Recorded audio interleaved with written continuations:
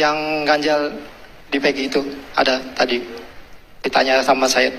Kalau saya bilang sama saya. Ada yang mengganjal? Iya, betul. Apa itu, Pak? Iya, berarti yang netizen tuh fix tuh, cocok logi itu ya, cocok logi itu.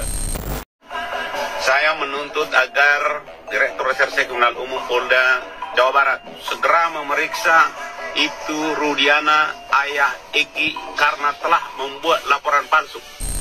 Eki mengatakan saya tidak bersalah katanya. Nah, kalau dia berani mengatakan dia saya tidak bersalah, ya harus kita usut.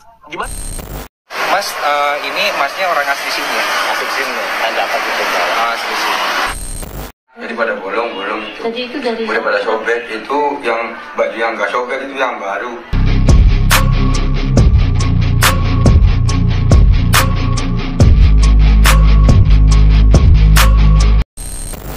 Ya, di kesempatan video kali ini kita akan melihat apa aja yang terjadi. Di sini kita akan melihat beberapa versi video, dan di sini kabarnya ada dua pengacara misterius yang mendatangi Peggy Setiawan di kantor kepolisian.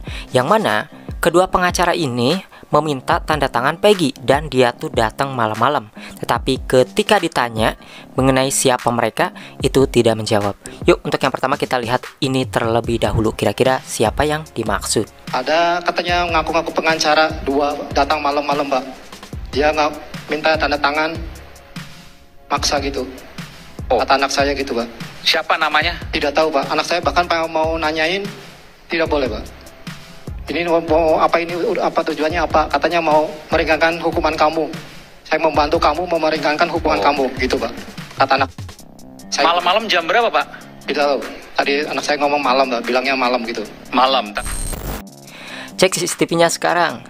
Seharusnya jangan tanda tangan ya. Apakah ini Peggy Setiawan sudah tanda tangan atau belum? Hayo, suruhan siapa itu malam-malam datang? Ya, ini menjadi pertanyaan kita juga ya. Kira-kira siapa yang meminta tanda tangan Peggy Setiawan? Dan apa urusannya kayak gitu ya? Datangnya malam-malam. Kalau memang dia benar-benar mau membela Peggy Setiawan dan meringankan hukumannya, ya tentunya pasti ya mereka akan memberitahu ya siapa pengacaranya dan dari mana ya. Tetapi ini hanya meminta tanda tangan aja, guys. Kondisi anak ibu sehat ya, mungkin apa yang ibu lihat dari Peggy sendiri, Bu?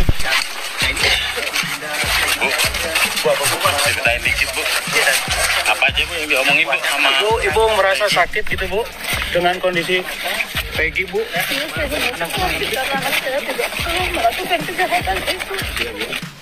Kenapa Bu kok kelihatan sedih setelah bisa ketemu Peggy? Ada apa dengan Peggy, Bu?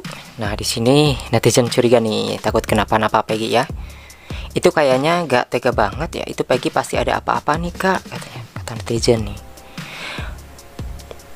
Pengen tahu gimana kondisi tubuhnya, apakah juga mengalami hal seperti yang diceritakan Saka? Ya inilah yang dikhawatirkan ya. Kalau misalnya tidak dijenguk, takut si Peggy Setiawan ini kenapa-napa lagi gitu ya. Kemudian ini adalah Egy Ripra, guys. Kita lihat dulu ya. Sama Abang Egy nih, yang kedua kali dicari nih. Bang Egy gimana, Bang Egy? Iya, nggak nyangka sampai ini.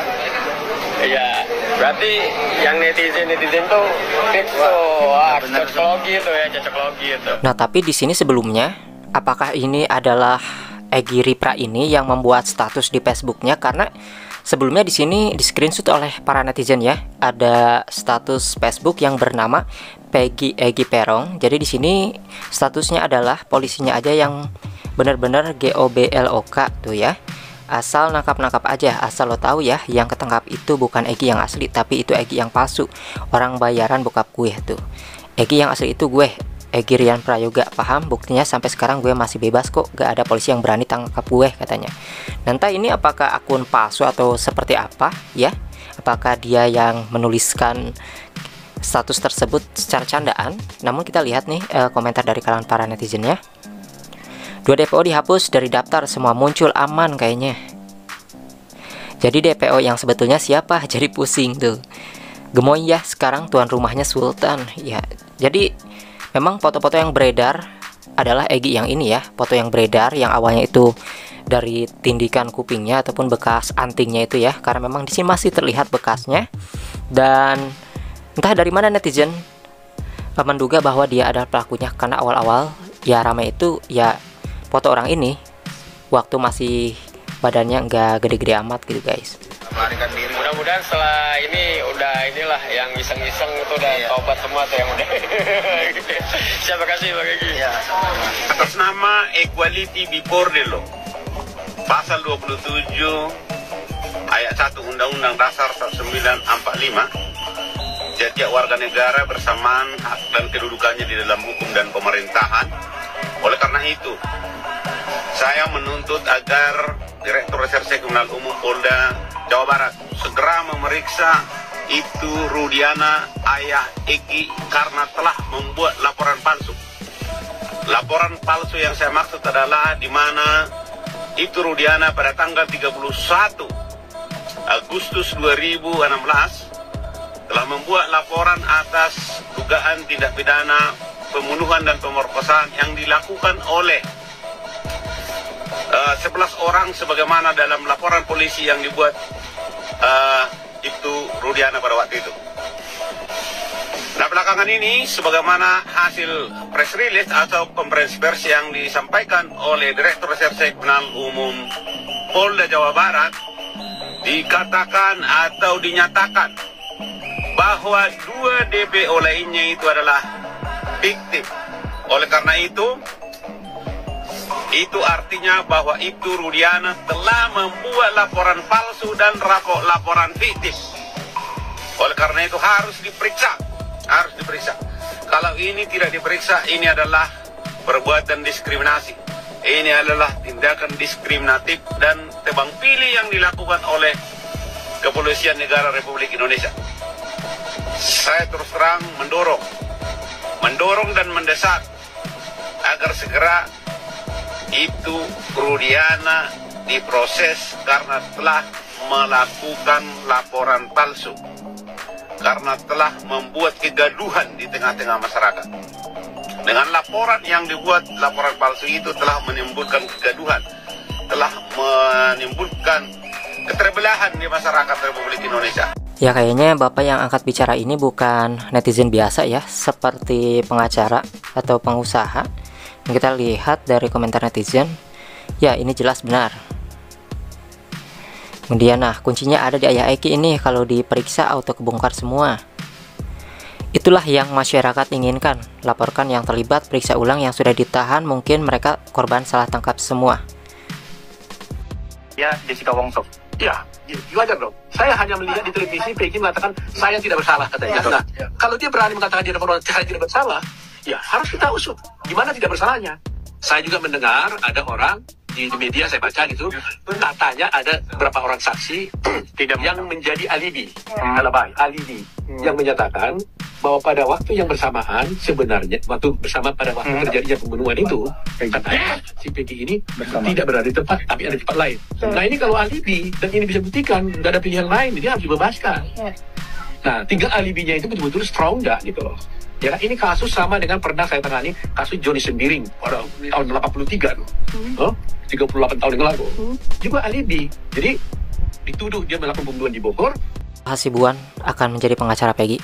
Karena memang di sini disarankan juga ya oleh Hotman Paris kemarin bahwa yang menjadi pengacara itu khususnya daripada Rasman katanya lebih baik Yusril Iza Mahendra atau juga Pak Oto kayak gitu ya.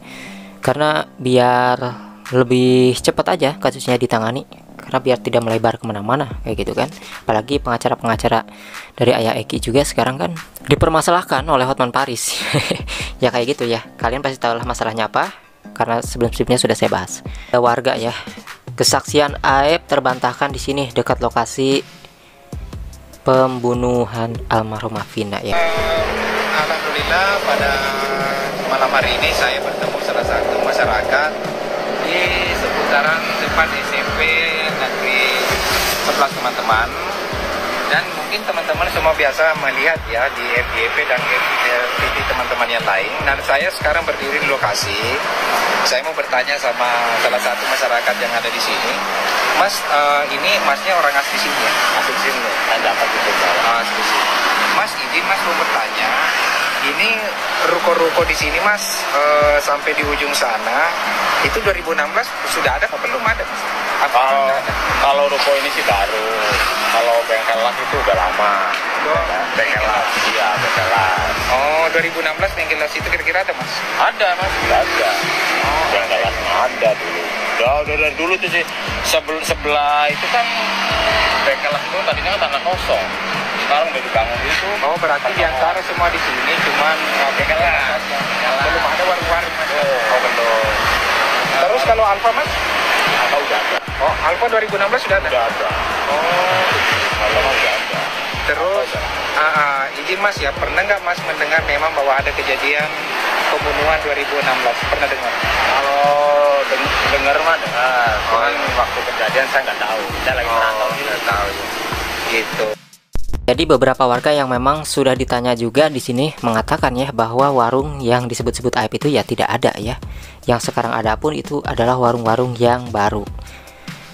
Namun di sini aib tidak muncul lagi ya. Apakah dia bersembunyi atau gimana? Yang pasti kan kemarin juga Kang Deddy Mulyadi ingin sebenarnya mempertemukan antara Kang Peri dengan aib, tetapi belum kesampaian juga. Nah, kira-kira ada apa nih dari aib ya? Aib menang banyak di kasus Vina ini, kata netizen tuh ya. Semoga tidak bersalah bisa menghirup udara yang segar. Semoga yang tidak bersalah bisa menghirup udara yang segar, katanya. Amin ya Rob. Ya memang pepatah juga mengatakan lebih baik membebaskan 1000 orang yang bersalah daripada harus menahan 1 orang yang tidak bersalah, kayak gitu ya. Nih lihat ya Ibnu ya sebagai saksi dari Peggy Setiawan juga ketika dia diundang ke salah satu stasiun televisi itu ya, dia kan pakai baju kemeja ya, ternyata baju kemejanya itu pinjam guys.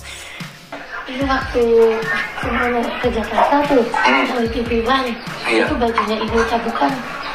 Bukan mbak, itu bajunya Ibnu lengan panjang udah pada bodol, udah pada rusak, jadi pada bolong-bolong itu. Jadi itu dari udah pada sobek, itu yang baju yang gak sobek itu yang baru. punya siapa? Pinjem mbak, minjem sama itu mbak, Uwa.